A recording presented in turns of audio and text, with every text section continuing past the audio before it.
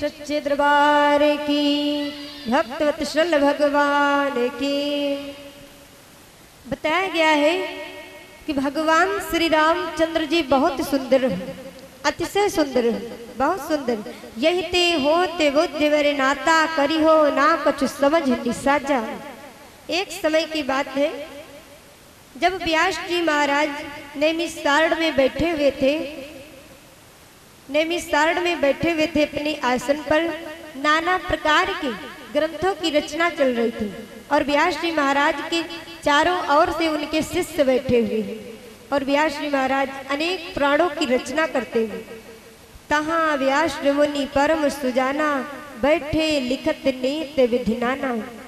बैठ करके अनेक पुराणों की रचना करते हैं।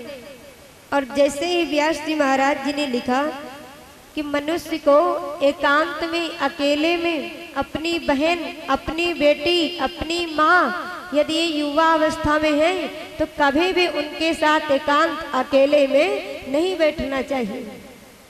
मेरे बंधुओं, जैसे ही व्यास जी महाराज जी ने इतने वचनों को लिखा तो वैसे एक उसमें से ऋषि थे जिनका नाम था जैमिन ऋषि।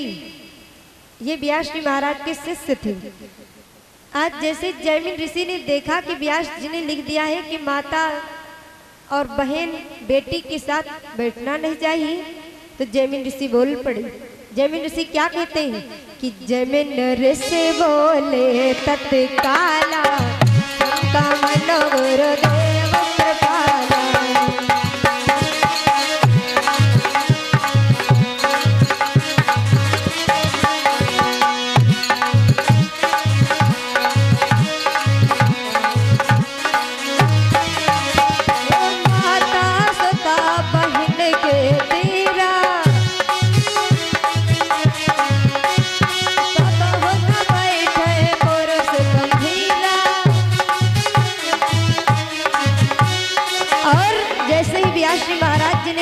मनुष्य को एकांत में, अकेले में बहन, बेटी, माँ यदि युवा अवस्था में है तो कभी भी इनके साथ बैठना नहीं चाहिए।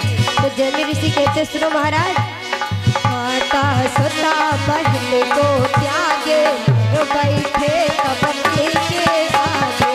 माता सुता बहन को त्यागे, घर बैठे तब कहीं के आगे।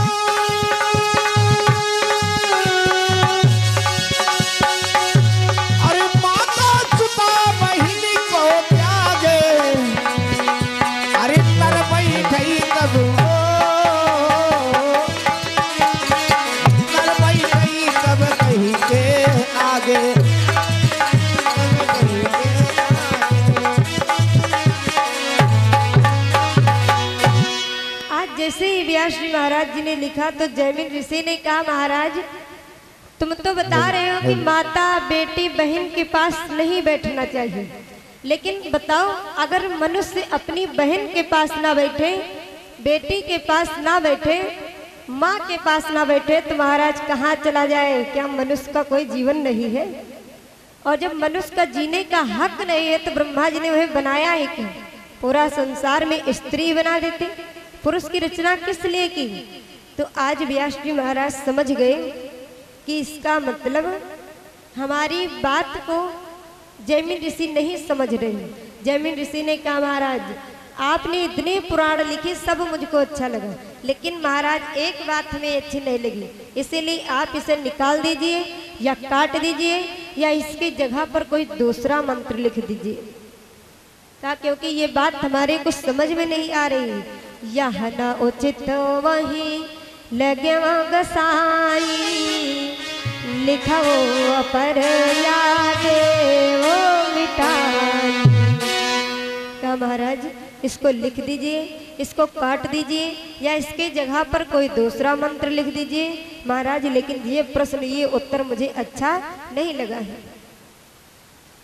तो आज व्यास जी महाराज कहते हैं, अच्छा ठीक है बेटा, अगर तुम्हारे मन में शंका है तो चलो ठीक है, तुम्हारी बात को हमने मान लिया, चलो तुम कह रहे हो कि इसको निकाल दो, तो चलो आज से मैं इस बात को पुराण में कभी नहीं लिखूंगा।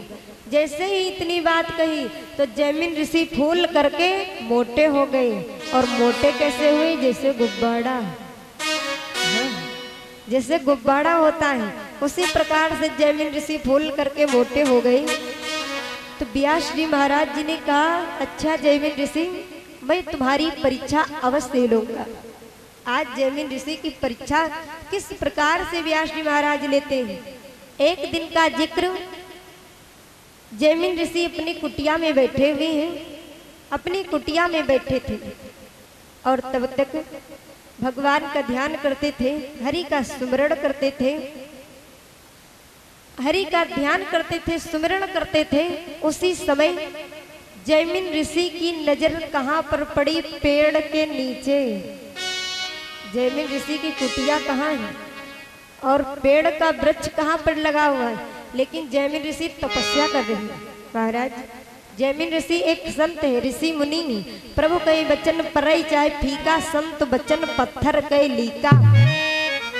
जैमिन ऋषि तपस्या कर रहे हैं, बड़े सत्यवादी हैं, क्योंकि इन्होंने व्यास जी की लेखनी को रोक दिया। कहते हैं कोई भी हो, अगर उसके बीच में मार्ग में कोई विघ्न उत्पन्न हो जाए तो उसे उसी जगह पर कलम रख देना चाहिए। व्यास जी महाराज के मार्ग में शंका है, उसी समय कलम को रख दिया। आज व्यास जी महाराज एक लड़की बन करके आए और एक वृक्ष के नीचे जाकर के खड़े हो गए और जैमिन ऋषि अपने आश्रम में, जैमिन ऋषि तपस्या कर रहे हैं, जोर से बारिश होती है। तो क्या हुआ कि तब तक का बेत गयो 10 साला, आयो भादव मास साला।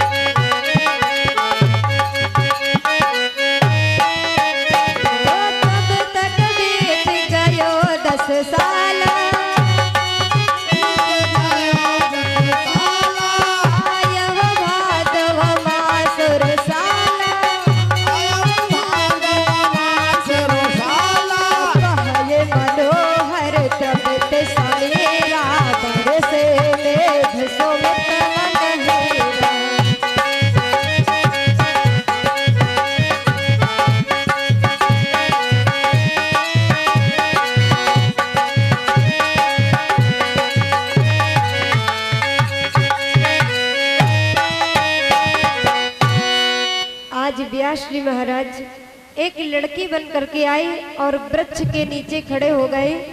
जैमिन ऋषि अपनी कुटिया में बैठे हुए हैं, कुटिया में बैठ करके भगवान का सुमिरण करते हैं। उसी समय जोर से बारिश होने लगी, आंधी तूफान चलने लगा।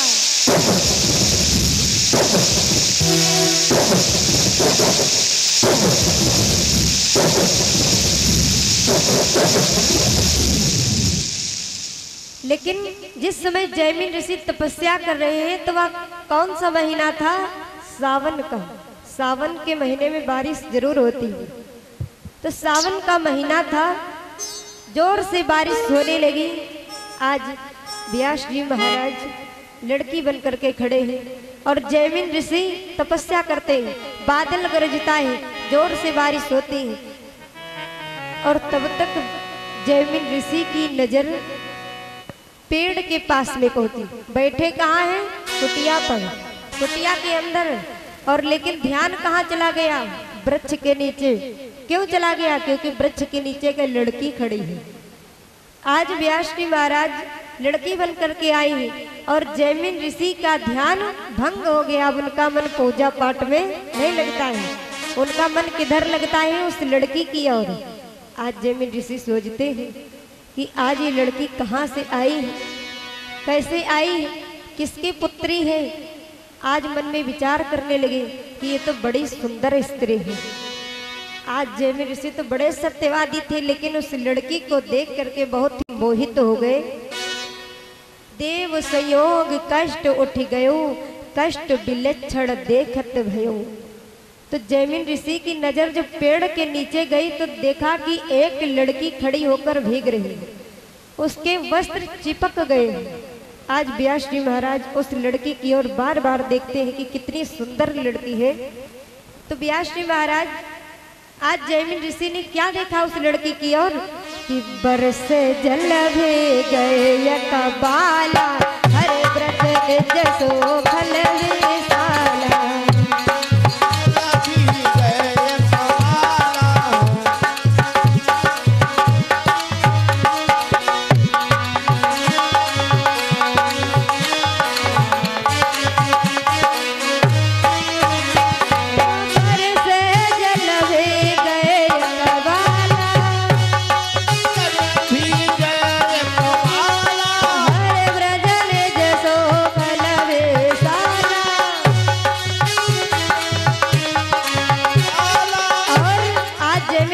नजर लड़की के पास में गई, देखा कि लड़की के वस्त्र चिपक गए हैं। जैमिन ऋषि देख करके मोहित हो गए।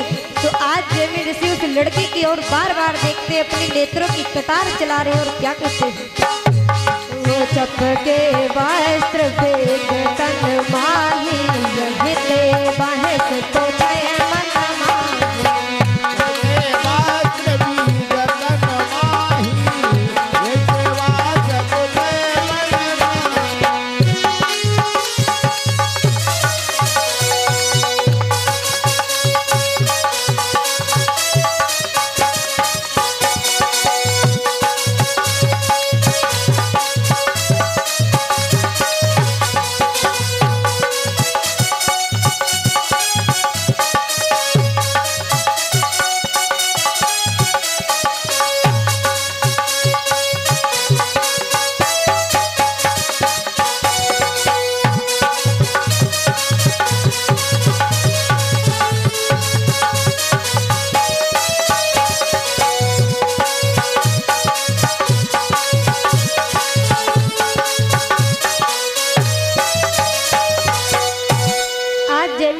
देखा कि लड़की के कपड़े भीग गए हैं, लड़की ठंड के मारे कांप रही है।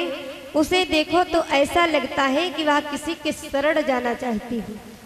आज जैमिन ऋषि उस लड़की की ओर देखते हैं। उसके बाद मन में विचार आया कि चलो बाहर निकल करके चलते हैं। उस लड़की से पूछते कि तुम कहाँ से आई हो। आज जैमिन ऋषि उस लड़की के पास में आए, पूछने लगे, देवी बताओ तुम कहाँ से आई हो। किंतु ना वह कच्छ मुँह से बोले, असमंजस की गाठन खोले। आज वह लड़की कुछ नहीं बोलती है। जैमिन ऋषि फिर से पूछते हैं, बताओ तुम कहाँ से आई हो। देखो तुम्हें तो ठंड लग रही है, जोर से कांप रही हो, लेकिन वह लड़की कुछ भी नहीं बोली। तो आज वह लड़की कुछ भी नहीं बोली तो जैमिन ऋषि देख करके मोहित हो गई। मृदुल भाव लख सुंदर अंगा, तपसिन करई तपस्या भंगा। उसी जगह पर जैमिन ऋषि ने अपनी तपस्या को भंग कर दिया। तो आज जैमिन ऋषि उस लड़की को देखती हूँ, देख करके बड़े खुश हुए। कहा, बेटी देखो चलो तुम हमारी कुटिया को चलो, देखो तुम्हारे वस्त्र भीग गए, तुम कुटिया के अंदर चलो और अपने वस्त्र को निकाल करके खूंटी पर टांग दो और हमारे वस्त्र को धारण कर लो। मुनि कछु मर्म जान नहीं पाए, सरल भाव उठ द्वार पे आए। आज जैसे उस लड़की को अंदर लेकर के आए, भीगी वस्त्र बदल सब डारी, झटपट कुंतत वेश संवारे। जैसे लड़की अंदर आई, बाबा ने अपने वस्त्रों को दिया, लड़की ने अपने वस्त्र को निकाल करके बाबा के वस्त्र को धारण किया। तो आज जैमिन ऋषि ने क्या किया, रात का समय है, तो जैमिन ऋषि ने एक चटाई को उठाया। कहा, बेटी लो इस चटाई को बिछा लो, आराम से लेट जाओ। तो लड़की ने सोचा कि एक ऋषि मुनि है, ऋषि मुनि तो कभी गलत कर्म कर ही नहीं सकते। तो ऋषि मुनि के वचनों को मान करके आज लड़की ने चटाई को बिछा लिया। बिछा करके जैसे ही सोने लगी तो जैमिन ऋषि ने देखा कि चटाई में जगह भी खाली है। आज जब जैमिन ऋषि ने देखा कि चटाई में जगह खाली है तो बेटी कर विश्राम सम भाई, तबही के हाल कहो कही जाई। तो उसी जगह पर जैमिन ऋषि लेट गए। आज जब उसी चटाई पर जैमिन ऋषि लेट गए तो क्या हुआ कि लेट गए तो शांति शंका, ऐसे बने ये छत सके अंका। असंका कैसे भय छाती सके अंका, बेटी गए तो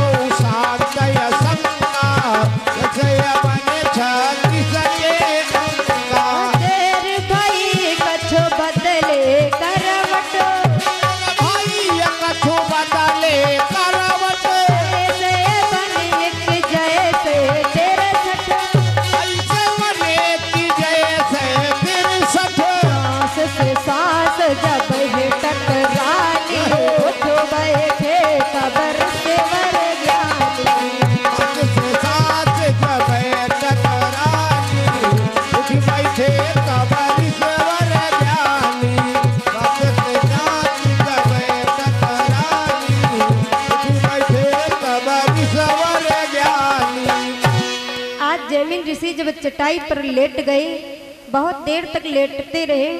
उसके बाद जैमिन ऋषि जब रात में उठ कर के बैठे तो उस कन्या से पूछते, पहले तो बेटी कह करके लेकर आई, माँ कह करके लेटने के लिए जगह दिया, कहा जैसे हमारी पुत्री वैसे तुम, कहा जैसे हमारी माँ वैसे तुम।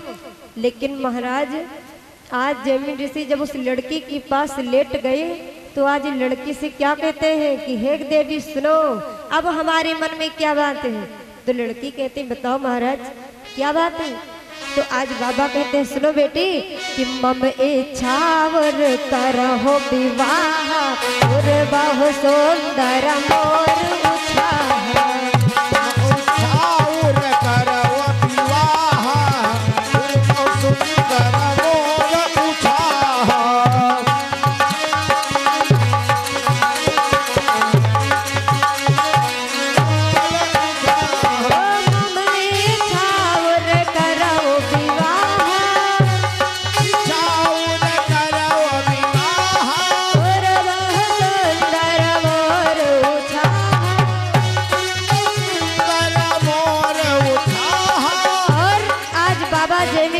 लड़की से कहते हैं कि बेटी देखो तुम्हारा स्वरूप बड़ा सुंदर है और मेरा भी स्वरूप बड़ा सुंदर है, हमारी तुम्हारी जोड़ी बहुत बनती है, बेटी तुम बात मान लो और तुम मुझसे विवाह कर लो। वाह बाबा।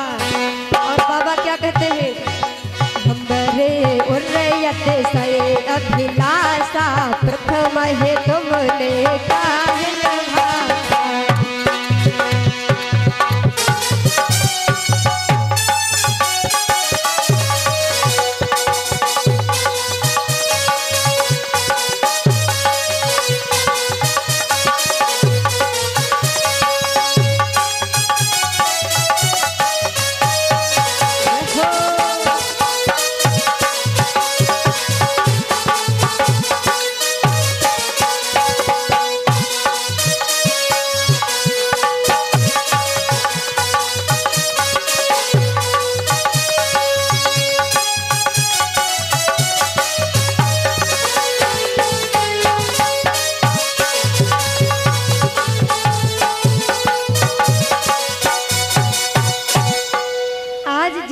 उस लड़की से कहते हैं कि हे देवी देखो तुम्हारा स्वरूप बड़ा सुंदर और हमारा स्वरूप बड़ा सुंदर है, इसलिए तुम हमारी बात मान लो और तुम मुझसे विवाह कर लो। अरे बाबा दांत एक को नहीं, लेकिन विवाह के लिए बहुत शौकीन। कहा देवी तुम मुझसे विवाह कर लो। तो लड़की ने कहा ठीक है महाराज, हमारे मन में तो पहले से इच्छा थी, लेकिन तुमने तो बहुत देर कर दी, अब तक तो पूरा परिवार हो जाता। आइए कुछ दानदाताओं के नाम है ये, अब तुम विवाह कर लो।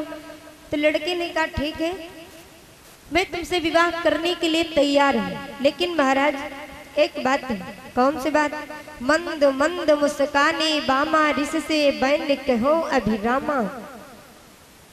तो आज लड़की ने मुस्कुरा करके कहा प्रभु देखिए हमारे यहाँ का एक रीति रिवाज है। कौन सा? कि जब हमारे यहाँ 7 भावर पड़ती हैं तो विवाह माना जाता है। माना जाता है कि नहीं? और का जब विवाह होता है तो उसमें पंडित की जरूरत पड़ती है, नौवा की जरूरत पड़ती है। तो आज जैमिन ऋषि रोने लगी, कितना घोर जंगल, कहाँ से पंडित लाए, कहाँ से नौवा लाए। तो कहा बेटी क्या हमारा तुम्हारा विवाह नहीं होगा? बताओ कहाँ से माड़ो बनवाए, बताओ जंगल में कौन रहता है? शेर। शेर रहता है कि नहीं? कहा बताओ इतना घोर जंगल है, इस जंगल में हम माड़ो कहाँ से बनवाएं और पंडित कहाँ से लाएं, नौवा कहाँ से लाएं तो जो विवाह हो जाए। तो लड़की ने कहा महाराज तुम रोवो नहीं, आज ही विवाह होगा। अब बाबा और जोर जोर चिल्लाए लगा कि का हमार शादी कैंसिले रखी का। अब बताओ दांत एक को नहीं है। हाँ तो आज लड़की ने कहा महाराज मैं तुमसे आज ही विवाह करूंगी, लेकिन तुम एक काम करो। तो बाबा ने कहा कौन सा काम? कहा चलो अच्छा ठीक है तुम रोवो नहीं, चलो माड़ों की जरूरत नहीं है, नौवा की जरूरत नहीं, पंडित की जरूरत नहीं। तो बाबा ने कहा तो किसकी जरूरत है? तो लड़की ने कहा सुनो कि कुटिया खम्भ मान सहकारी, कुटिया खम्भ मान सहकारे, भावर साथ लेव तुम डारे। कुटिया खम्भ मान सहकारी, भावर साथ लेव तुम डारी। कुटिया खम्भ मान सहकारी, भावर साथ लेव तुम डारी। तोरा तर से आगे चल गया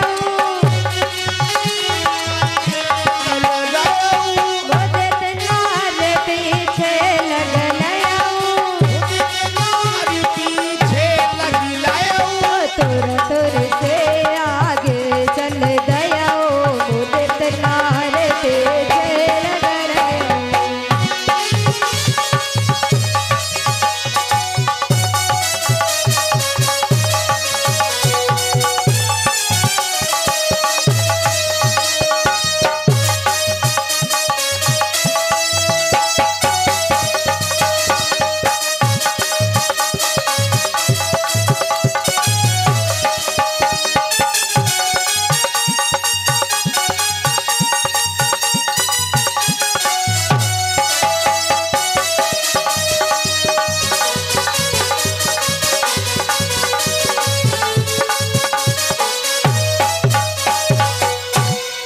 आज जैसे लड़की ने कहा महाराज चलो जो ये कुटिया बनी है इसे माड़ो मान लेते हैं, चलो इसी में विवाह हो जाए। तो बाबा बड़े खुश, बाबा तुरंत आगे आगे चलने लगे।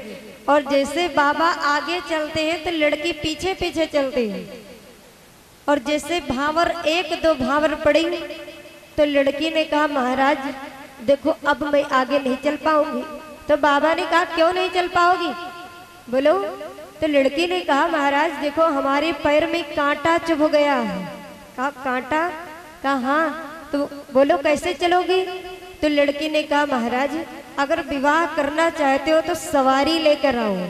अब बताओ कभो देखो रहा कि ब्याह माड़ो हो भाव ऑटो से। हाँ अगर ऑटो माड़ो में चलावे तो चल पाई, अरे मैं मुड़े तो पाई ना। तो आज जैसे ही कहा महाराज सवारी लेकर के आओ तब हमारा विवाह होगा। तो आज बाबा और तेज से चिल्लाने कि अब बोलो सवारी कहाँ से लाए, इतना बड़ा जंगल, जंगल में शेर रहते हैं और यहाँ पर सवारी कैसे मिल जाएगी, कैसे सवारी लाए। तो लड़की ने कहा अच्छा बाबा तुम रोवो नहीं, चलो सवारी नहीं मिलेगी लेकिन महाराज तुम तो हो। कहा हाँ मैं तो हूँ। तो कहा महाराज तुम फिर अगर विवाह करना चाहते हो तो घोड़ा बन जाओ। जैसे कहा महाराज तुम घोड़ा बन जाओ। तो बाबा कहें घोड़ा का हम काज बैल बने परित बन ले बने। बाबा किसी से कम नहीं। बाबा ने कहा चाहे मुझे घोड़ा बनना पड़े चाहे गधा, लेकिन कम से कम पत्नी देवी तो मिल जाएगी। बड़े भाग्य से पत्नी देवी मिलते हैं। तो आज जैसे ही बाबा घोड़ा बने तो लड़की घोड़े के ऊपर बैठ गई। अब बताओ कि अगर जब घोड़ा के ऊपर बैठते हो तो हाथ में क्या लेते हो? क्या? चाबुक। चाबुक। जब घोड़ा के ऊपर बैठा जाता है तो हाथ में चाबुक लेते हैं, लेते हो कि नहीं? तो आज लड़की जब बाबा के ऊपर बैठी तो चाबुक लेकर है। अब मानो ओरिजिनल वाला घोड़ा है। और जब चाबुक लेकर के बैठी और बाबा फेरी लगाते हैं तो क्या हुआ कि वह बोले ले आओ सवारी अब हित भावर पड़े हमारी। वह बोली लई आओ सवारी कभी तो भावर पड़े हमारी। वह बोली लई आओ सवारी कभी तो भावर पड़े हमारी। बने ऋषि का माग तुरंगा, ऋषि का मांग तुरंगा,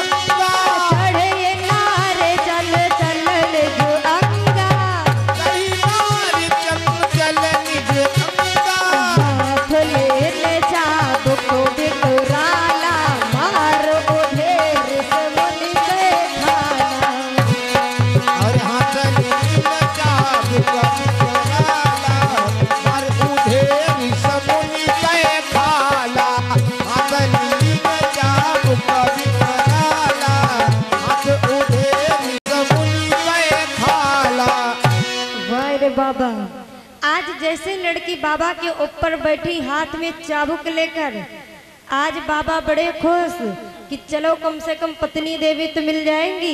लेकिन जैसे बाबा चलने लगे, अब बताओ बुढ़ो दादा हुए और कहाँ लड़की बैठा हुए, वह घोड़ा बन के चले तो चल पाई है। आज बाबा जैसे चलते हैं, चलते हुए रुक जाते हैं तो लड़की सलाम से कोड़ा मारती है, और जैसे चाबुक मारती तो बाबा के तो दांत नहीं, ऊपर से हड्डी बेकार है। आज जब बाबा की हड्डी उसी में परेशान हो गई तो बाबा रोते हैं, लेकिन कुछ बोल नहीं रहे हैं। मार खाए मुनि कछु न बोले, कुटिया चौदिस घूमे डोले। अब मार खा रहे हैं लेकिन कुछ बोलते नहीं कि अगर कुछ कह दूंगा तो पत्नी देवी चली जाएंगी, तो इससे अच्छा मार नहीं, चाहे मरीन काहे न जाए लेकिन ब्याह करके रहोगे। तो आज लड़की जैसे बाबा रुक जाते हैं, एक बार रुकते हैं तो 2 चाबुक बाबा के पड़ता है। इस प्रकार से जब 6 भावर हुई तो 6 दूनी 12, तो बाबा के 12 चाबुक पड़े। अब बताओ बाबा के 12 चाबुक अगर मार दिया जाए तो उनके कौन हाल हुई। आज बाबा के 12 चाबुक पड़े, लेकिन बाबा तब भी भावर लगाना बंद नहीं करते। जब 7वीं भावर घूमने वाली थे कि लड़की उतर कर खड़ी हो गई। अब बाबा अपने कमर पकड़ के उठ, बताओ अब किस लिए तुम उतर कर खड़ी हो गई। तुमने कहा घोड़ा बन जाओ, मैं घोड़ा बन गया। तुमने हाथ में चाबुक लेकर के मुझे चाबुक से मारा। अब बताओ कोई के बारात जाए, लड़की लेके चाबुक मारे तो क्या चलो हटो हम ब्याह न कर बे, कि ब्याह हो जाएगा? नहीं होगा। लेकिन एक बाबा ऐसे हैं कि चाबुक से मार खाते हैं लेकिन और बड़े खुश हैं। आज वो लड़की उतर करके खड़ी हुई तो बाबा देखते हैं कि लड़की क्यों उतर कर खड़ी हो गई। बाबा रोते हैं, कहा बताओ अब तुम्हारे लिए क्या लेकर आई, अब तुम विवाह करना क्यों नहीं चाहती हो। तो उठे घूम जो वृष निहारा, तो चकित भय जमीन अपारा। तो उठ करके जब जैसे ही देखा तो लड़की नहीं थी मेरे बंधुओं, वो व्यास जी महाराज थे। वो परीक्षा लेने के लिए आए थे, क्योंकि इन्होंने बताया था कि मैं लड़की को देखकर कभी मोहित नहीं होता हूँ। तो आज जैसे ही देखा कि बाबा को, तो कहा अच्छा आज तो मामला गड़बड़ाएगा रहा, अब मैं अपने गुरु से ब्याह कर लेती हूँ। आज जैसे ही जैमिनी ऋषि बहुत परेशान हो गए, अपने गुरु को देखा, अब की के भावर, की के हवन, की के यज्ञ फाट पड़े तुरंत पैरों पर, तुरंत गोड़ पर गिर पड़े। कहा महाराज मुझे क्षमा कर दो प्रभु, बहुत बड़ी गलती हो गई, कम से कम बच्चों ने तो आज तुम शामिल हो जाती। तो क्या हुआ कि कर कमंडल कर सुविशेषा, पासते मठाड़े मुनिये का।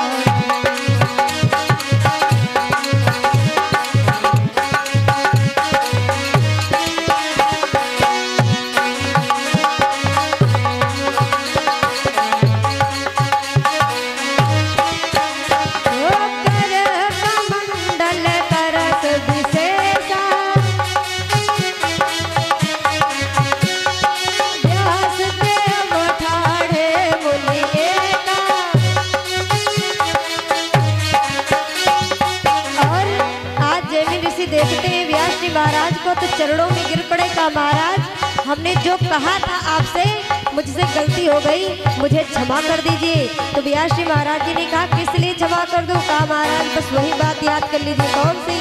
तो आज जैमिनी ऋषि बतलाते हैं महाराज सुनो। माता सोता बहन के तेरा, बहुत बैठे और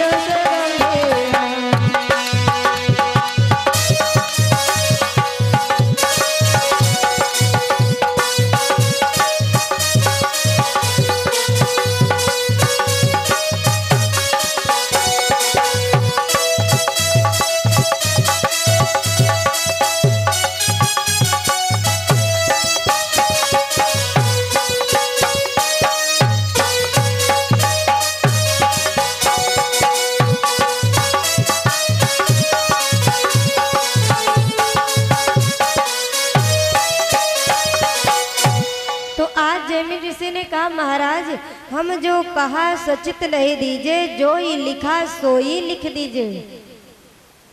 तो व्यास जी महाराज जी ने कहा क्या लिख दूं? कहा महाराज बस वही कि माता सुता बहन के तीरा, कबो न बैठे पुरुष गंभीरा। तो आज व्यास जी महाराज जी ने उसको लिख दिया। अब जैमिनी ऋषि को समझ में आ गया कि कोई भी हो, कितना भी विद्वान क्यों ना हो, लेकिन अपनी बहन और बेटी माँ यदि युवा अवस्था में है तो कभी भी एकांत अकेले में इनके साथ नहीं बैठना चाहिए।